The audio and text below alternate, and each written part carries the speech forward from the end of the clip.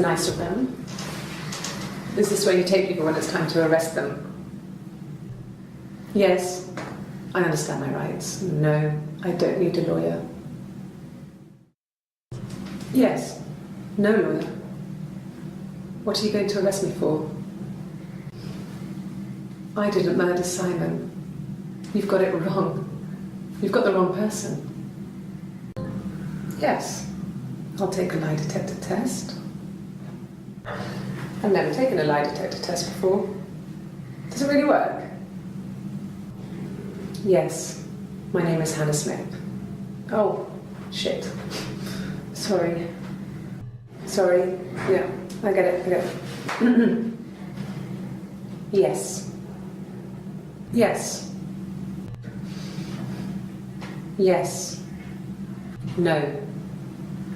Yes. Yes. No. No. No. I can take the stuff off now. Did I prove I'm innocent? My name? That was the only question I failed. Your lie detector works. My mother called me Eve. Well, she wasn't my real mother, but she raised me. Do you want to hear the story? It's a real-life fairy tale. Across the road, where my parents first lived there, was a midwife called Florence. When Hannah was born, I was born at the same time. The midwife was there to help. I'd been throttled by the cord, probably wrapped around my neck by Hannah.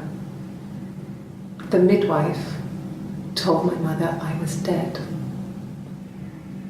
But I wasn't. She wrote all this stuff in a diary. Amazing what people will admit to on paper. Florence took me home with her. Mother hadn't been expecting twins and had a healthy baby. I guess she was just happy for Florence to clean up. Take away the evidence that this was anything but a happy occasion. Florence raised me in her home. I never left it. She kept me out of sight. It wasn't odd for people to see a midwife with a baby, carrying in supplies, washing nappies, that sort of thing. I never knew any different. I grew up looking out of my window and seeing her across the road. I thought it was like a reflection in a mirror. She was me. Yes. The first time we saw each other, it was strange. We both realised at the same moment, I think. We must have seen each other before, but there was this instant when we first realised it wasn't a reflection. The reflection was staring back. I think I was 5. It was my birthday. My reflection was wearing a party hat and waving. I knew what party hats were from books. And it suddenly occurred to me, today must be my birthday. I waved back and we just spent ages waving at each other and copying each other's movements.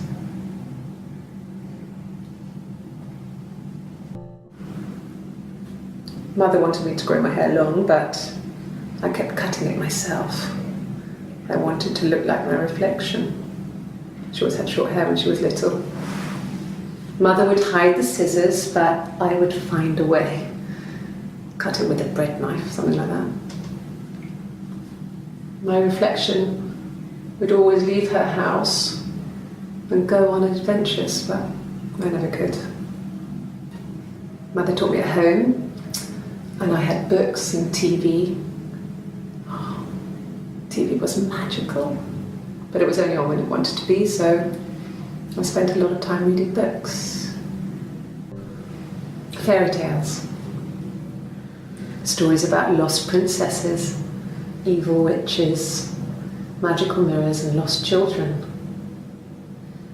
So you see, even before I knew the truth, I'd found it in those stories. Florence was a warm, kind person, but she was broken, I guess.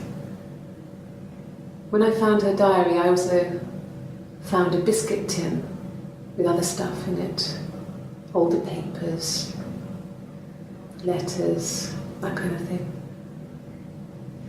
Her story wasn't there. I never really spoke to her about it. I was far too young to really understand. I guess I just put it together later, once I was older. She had loved children, planned to have a large family, but her husband died in the war. And that was back when you married for life. She never felt like she could marry again. Isn't that strange? She was a widow from her 20s. But, I mean, I guess it was different then.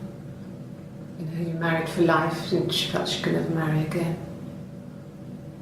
I guess it was harder, a war widow. One of the dead. I don't know, maybe there was more to it than that. I don't really know. No, it was just me and her. Eve was the name they were going to call their first child. They talked about it and were going to try when he came back. Florence's family had a history of firstborn girls, so they were convinced it was going to be a girl. It's hard to know if this is all true. These are stories I remember that I read when I was a child. Maybe I misread, maybe I misunderstood. Sometimes it's hard to remember what happened last week.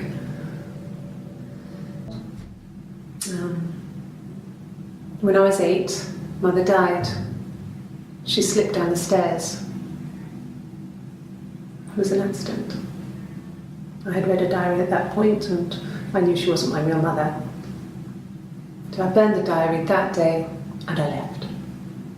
Walked out and across the street. I wanted to see my reflection. I thought that if I touched her, something would happen. We would become one. One girl. The fairy tale was over, the witch was dead, and I'd be restored to my rightful place. She recognized me from the window. She told me to come inside, and she hid me. They had made the attic into a place where Hannah could play. There was a dollhouse. She hid me up there. No one else ever went into the attic. It was her place. I'm not sure where the dollhouse came from. I don't know if it was given to them or they inherited it, and they wouldn't have had the money to buy it. It was so huge. It must have been taken up to the attic in parts and then reassembled up there. It's a beautiful thing. Wallpaper to scale, little furniture, the lights work, mirrors, beds, big duvets and pillows. We spent hours and hours playing in it, invented all these characters and families who lived there. We wrote paperwork for them all, passports, diaries, and gave them all really elaborate stories. Once, a moth got trapped in there. We'd left a light on. It was making the most horrendous noise. We tried to kill it, but it was tough. We ended up crushing it under a copy of the Arabian Nights. It just became our way of life. We would swap places and take it in turns to do things. And we were very careful Whoever had been out that day would come back and write a detailed diary so that we were on the same page. We had a list of rules that said what we could and couldn't do in any given situation. It was exhaustive. We lived a second life through those rules. Rules for things that could only ever happen inside our imaginations. We would consider all the permutations of future events and agree rules to walk our way through them. If one of us got hurt, the other one would have to be hurt too. A grazed knee, a bruise. When I lost my tooth first, we had to pull our harness to match. Once, I slept with a boy who was seeing another girl. The girlfriend came up to Hannah the next day and punched her in the face, gave her a huge black eye. That night, she had to do the same to me. And she almost went too far. I couldn't see out of that eye for days. She snuck frozen peas up for me from the kitchen.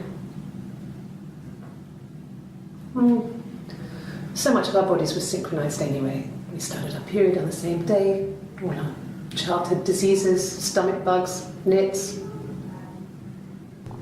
Mum and Dad had never had any reason to notice. They were always busy. If Hannah was eating a lot, they didn't mind. She didn't put on any weight. That girl has a healthy appetite. If they heard us talking in the attic, they just thought it was Hannah playing one of her games, and that Eve was our imaginary friend. Once, she was already up, dressed and ready to go to school, and I snuck down for a piss. Mum saw me in my underwear, she went mad. "Get dressed this instant!" So I ducked into our bedroom, and seconds later, out came Hannah, dressed and ready. Mum was amazed. When we weren't together, we'd send secret messages by tapping out a code that we'd learned from a book, the knock code, something prisoners of war would use. We'd tap them out on radiator pipes or the attic floor.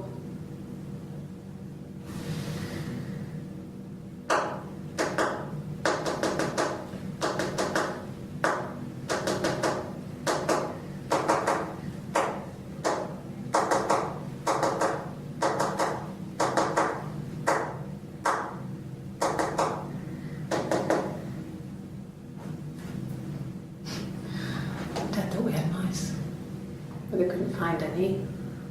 Bought a cat anyway.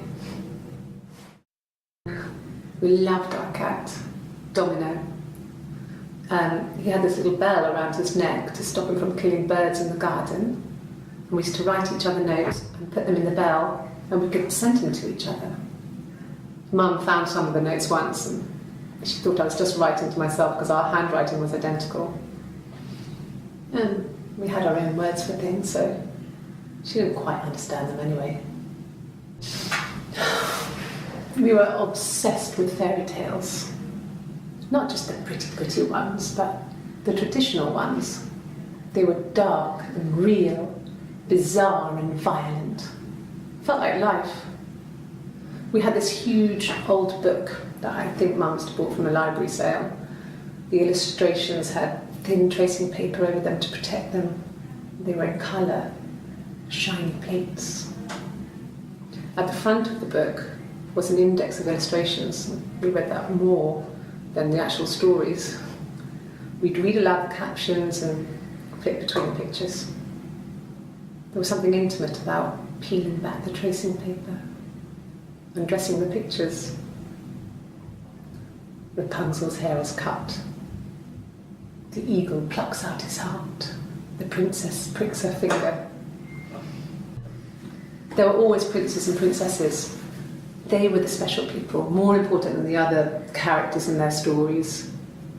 We knew we were like that. Twins. Magical. We were the princesses.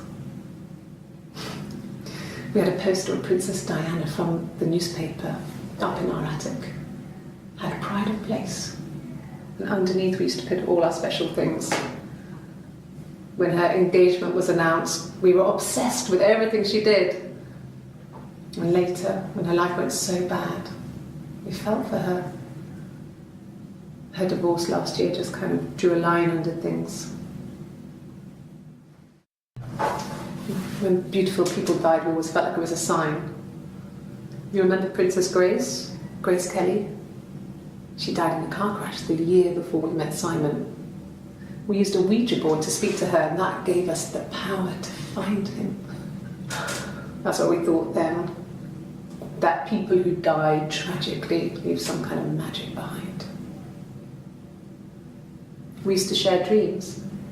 We used to wake up and write them down in our diaries immediately and compare them. Mum and Dad never knew what was going on and got so good at it. We were so in sync that we'd use each other to cheat. If one of us had a hangover, the other one would go to school. Whoever was best at a subject would sit the exam. There were lots of differences between us. Some things one is better than the other at.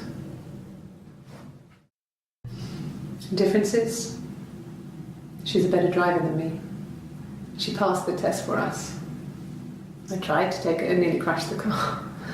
Learned that you can't rely on confidence to get you through everything. She is the shy one. She was especially shy around boys. If Hannah liked a boy, I would have to pursue him. It was that way with Carl. Hannah met him first. She had such a crush. I let him take my virginity after a night that his band had played at. It got difficult. When I was with Carl, we would have sex, but Hannah couldn't let him see she was a virgin. She had lots of excuses. After a while, we decided that I should take Hannah's virginity. It's not that different to a bruise, pulling a tooth, a graze. We used a hairbrush. After that, we took it in turns, though. I was always the one who seduced the boys. Until Simon. Hannah was so smitten with Simon. She started getting jealous, didn't want to share. Even the first date. We went to see Tom Cruise at the Old Odeon. We both went, kept changing places in the toilet. We only had the one best dress, so we had to keep swapping clothes. Must have thought we had terrible bladder problems. The next date, it was my turn. At the end, I let him kiss me, but that was it. We didn't want another Carl on our hands, and the Ouija board had said to hold back. After that, it was Hannah's turn, and she slept with him. Broke the rules. Deliberately broke the rules. She wanted to be the first to sleep with him. I mean, that's when she got pregnant. From that one time. Can you imagine? I tried to get pregnant too, but it didn't happen. I slept with so many boys, men. My body refused. I think my period stopped because hers had. I was pretty ill. I mean, how could we stay the same now? I felt like Hannah had really fucked things up. Set us down separate paths. We had become different. No. The parents decided there would be a wedding. And after the wedding, Hannah moved in with his parents. There was no way I could follow, so we were separated again. I stayed in the attic. It was hard. It's like I suddenly didn't exist. I would sneak out, but in case anyone recognized me, I started wearing a wig. Hannah and I would meet up in the park. I was trying to get pregnant, but I couldn't. I mean, I couldn't do it with anyone we knew, so it was sex with strangers, drunk guys I'd met in clubs, in parks and alleyways.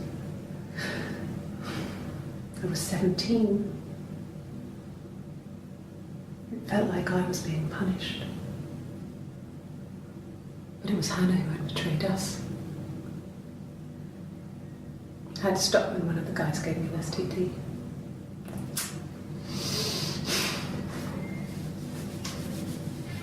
When we met up, it was disturbing. For the first time, my reflection, she didn't look like me. She was fatter, flushed. If anything, I was getting skinnier. I found it hard to look sometimes. We talked about what to do. Was it time to become our own people? I mean, that seemed like the right thing to do, but neither of us wanted it. We agreed that her and Simon would get their own place as soon as possible, and then I could move in. And that was the plan.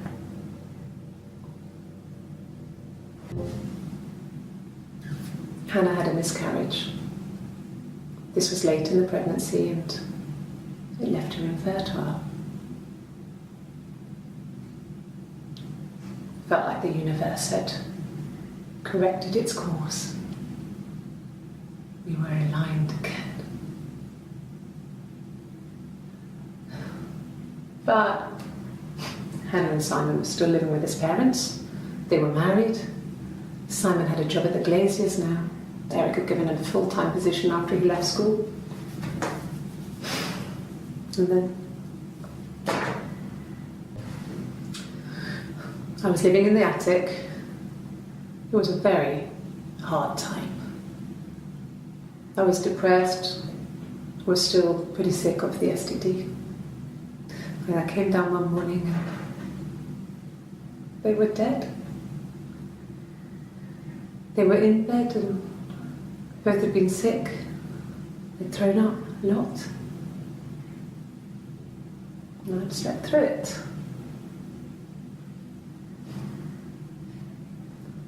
The police said it was the mushrooms they ate. Dad was a mushroom expert. I mean, he used to take us picking with him and he taught us how to recognise them. And there's no way he would have picked death caps.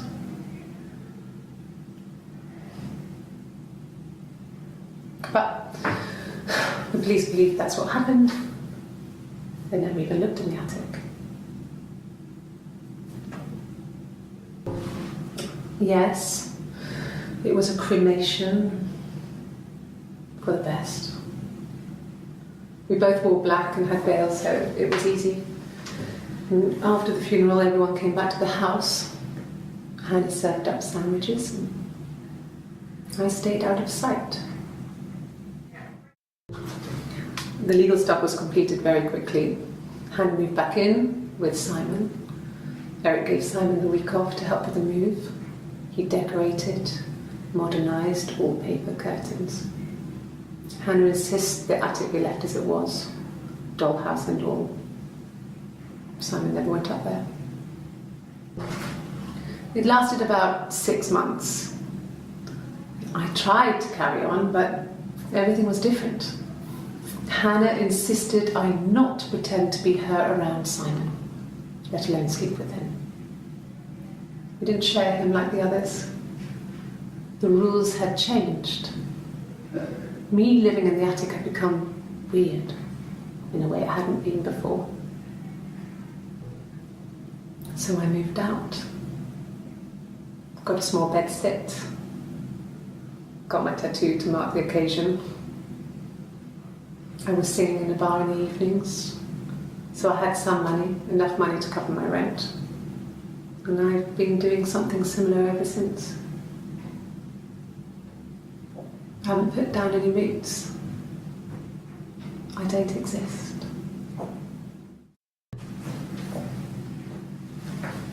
He saw me singing one of my shows. Pure chance. Not sure I remember what he was even doing there. Afterwards, I had a drink at the bar and he came over and we got talking. I knew who he was. Obviously I knew who he was, but he didn't know who I was. He was fascinated by the likeness. He guessed my name from my tattoo.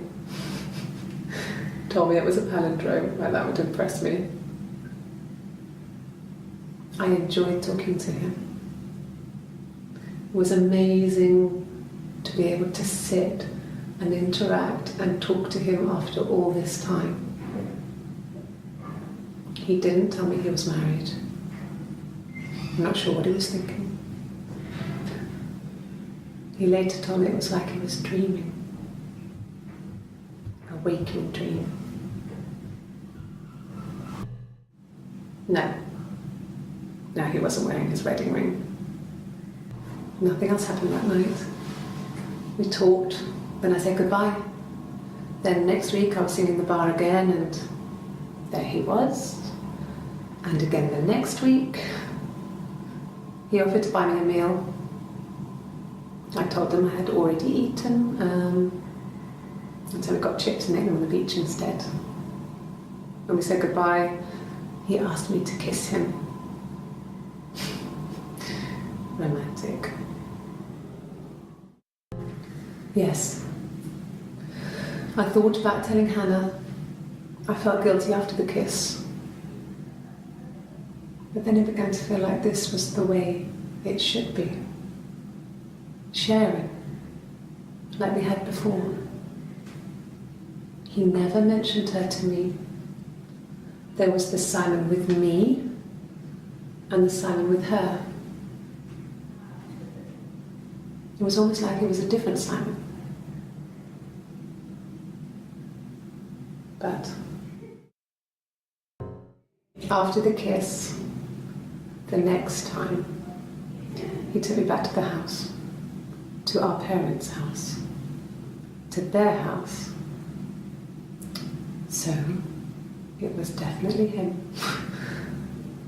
I sometimes think he wanted to get caught to prove to himself that we were different people.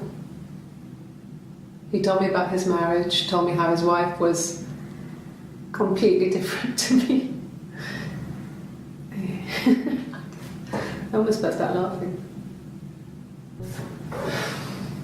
I think it was that time, the first time at the house, in his bed, that I got pregnant. Amazing, right? This fucking magic sperm. And they say lightning doesn't strike twice. I didn't tell him. I missed 3 periods. I had pretty irregular periods anyway, but 3. I had always thought we were infertile. Both of us. I didn't tell him. Just waited. Hannah and I were meeting for our birthday, and I told her because I thought she would be happy for us both. I think she was. No. I told her it was one of my boyfriends, someone I had met in the bar. I think she was happy. But I could tell she was thinking, why couldn't it happen to her and Simon? They were the ones with the real life. Why not them? Then she told me she wanted to help more. She said I should move in with her. She would come clean with Simon about me. I was family. I couldn't have a baby in a bedsit. I told her I didn't want to tell Simon. Told her to wait for the time being.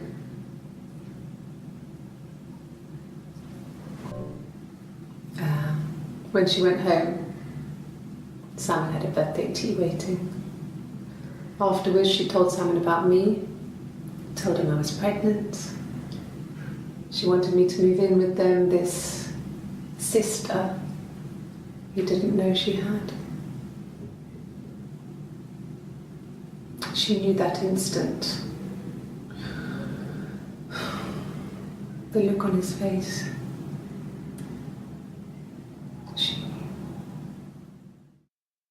She sent him out the house, kicked him out, called me up, crying, and I went round. I guess I had a feeling I could hear something was wrong in her voice. but I wasn't sure what it was. She called me sister on the phone. She never calls me that. This was about 9. I went round and she was waiting for me. She was furious and so angry, the kind of anger you can only have towards yourself. We screamed at each other, argued, cried, we fought. I hit her back, left a bruise. I had my wig on from performing and she tore it off. Eventually we grew tired of fighting and I left. It's like I told you before, I drove. I took the car and drove. I don't have my own car, but I have a spare set of keys. I just drove north. I wanted to think, put some space between me and them. Everything I told you before is true. I stopped at Glasgow. I was tired, exhausted. I pulled out and I hit a car.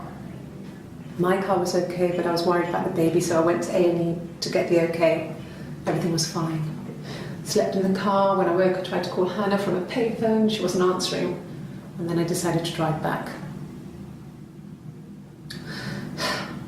I had decided that she was more important to me than Simon.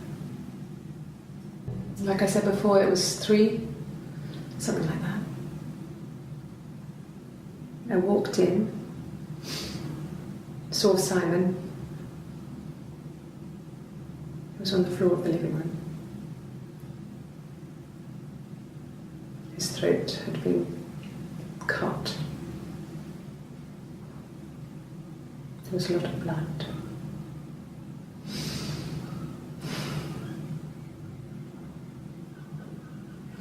He was dead. She was sat behind him. She had my wig on. And she'd been there all day.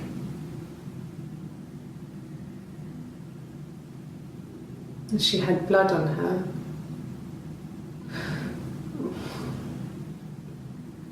And she was in shock.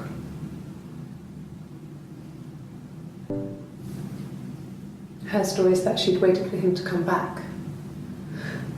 She put on my wig, some of my clothes, pretended to be me. They talked. She'd enjoyed being me. He said he wanted to be with me. Then he took out a present, another mirror, just like the one he'd given her earlier. That unique present. She went crazy, smashed the mirror. They argued, screamed. He hit her. So she grabbed a piece of the mirror and just swung it round. She cut his throat clean open. She'd only meant to scare him off. It happened very quickly. We hardly had to talk to each other. We agreed almost silently. The baby was what mattered. We'd help each other. We cleaned up. We bagged up the broken mirror, her clothes. They're gone. We took him down to the cellar. We knew we had an alibi, and we wanted the body to be found later. We wanted to have suspicion on us, so we could then disprove it, rather than have it linger. Better to keep the body in the house than risk being seen with it. The watch, that was my touch, to make sure the alibi stuck. My sister is gone, and she's never coming back.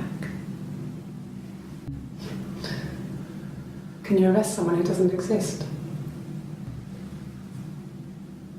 I'd like to speak to a lawyer now.